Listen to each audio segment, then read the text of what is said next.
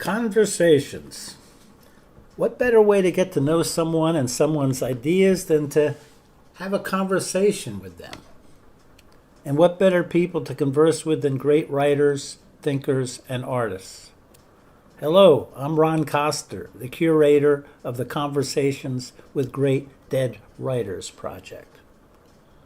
About 10 years ago, with that thought about conversation in mind, I asked several colleagues and friends to write fictional interviews with great dead writers. I received several, and we started big.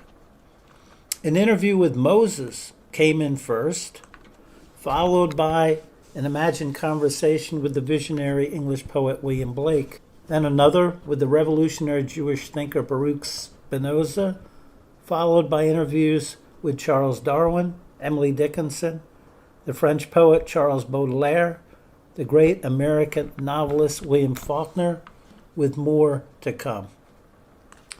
Our original idea, and we've had some success in this regard with the recent publication of Steve Zelnick's Moses interview and the upcoming publication of David Hurstrom's interview with Blake, our original idea was to publish the interviews in their entirety as a book.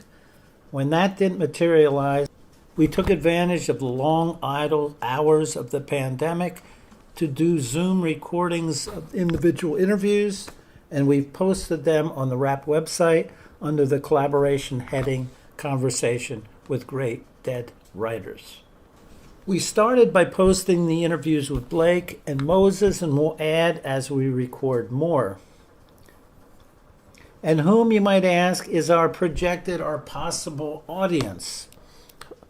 Hopefully you and anyone else who is excited by ideas, especially ideas that live on.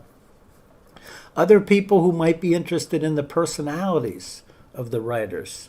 Students might find the interviews helpful introductions and more to writers they're studying in their classes.